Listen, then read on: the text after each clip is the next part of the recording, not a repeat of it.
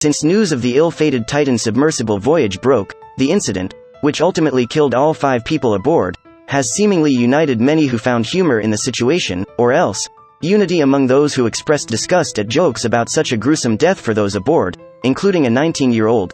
Through Wednesday and into Thursday, the OceanGate incident dominated social media site trends. Among many of these posts were memes about the perceived ignorance of boarding such a voyage to begin with. A Reddit thread in "No Stupid Questions" posed the question many on social media sites like Twitter and Facebook may have been wondering: how are so many people comfortable making jokes about the Titanic submarine? One main reason given for the perceived glee or dismissiveness with which the incident has been met with is summed up in a German word, schadenfreude. As defined by Merriam-Webster, schadenfreude means enjoyment obtained from the troubles of others. Generally, this enjoyment is reserved for those considered by individuals to be above themselves. In this case, the fact that the people aboard were wealthy, or at least wealthy enough to afford the $250,000 per passenger ticket cost, appears to have made it easier to joke about for some. In recent years, Americans' views about billionaires have changed significantly. While 2021 Pew Research showed a narrow majority of Americans saying billionaires were neither good or bad, the share of people who said billionaires existing is bad rose 8 points, to 42%, in just 1 year. Other research points to increasingly negative attitudes toward the uber-wealthy as sparked by both the COVID-19 pandemic and the racial justice movement. As reported by Vox and Data for Progress, 52% of Americans polled said it's unfair the richest Americans got richer during the pandemic. Additionally, about 49% of Americans, of all 3 majority political affiliations, said they had negative feelings about billionaires. In reference to the Titan incident, many online felt making light of a billionaire's death was taking the "billionaires should not exist" social movement too far. It's weird to me that people are so quick to be like, LMAO, billionaires stuck in the ocean hope they don't make it, without even thinking that these people have families who will miss them.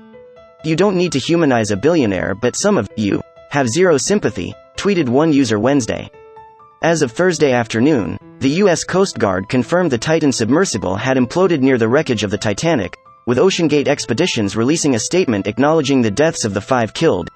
Though gallows humor, also known as black humor, is a long storied form of entertainment making light of tragedies or misfortunes, there are scientific reasons why people engage in it.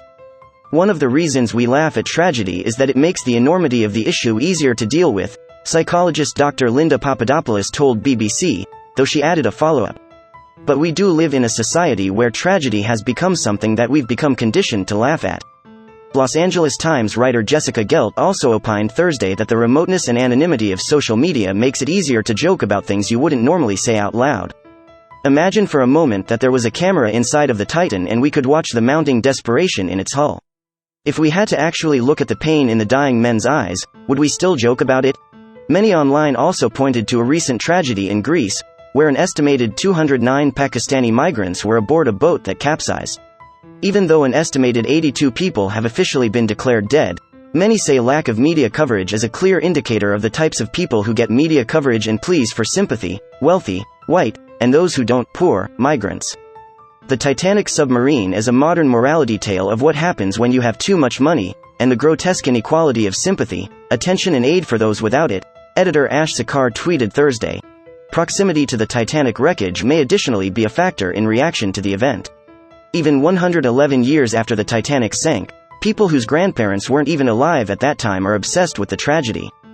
The disaster has become so invested with mythical status, writes literary biographer Andrew Wilson in his 2012 book, Shadow of the Titanic, portions of which appeared in Smithsonian Magazine. It's been said that the name Titanic is the 3rd most widely recognized word in the world, after God and Coca-Cola. There have been at least 15 films involving the ship, in addition to countless documentaries. Most notable among the cinematic depictions is 1997's Titanic, directed by James Cameron.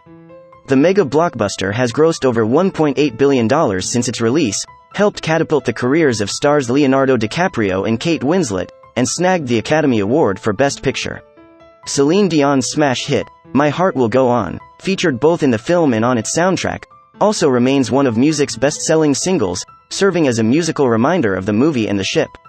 Wealth also factored into the equation at that time. Some of the US and Europe's most notable society members were aboard the Titanic, including American socialite Molly Brown, and multi-millionaire tycoons John Jacob Astor IV and Benjamin Guggenheim. Both Astor and Guggenheim died in the disaster. Victims aboard the Titan were businessman Hamish Harding, explorer Paul-Henri Nargeolet, OceanGate CEO Stockton Rush, and businessman Shahzada Dawood and his teen son, Suleiman.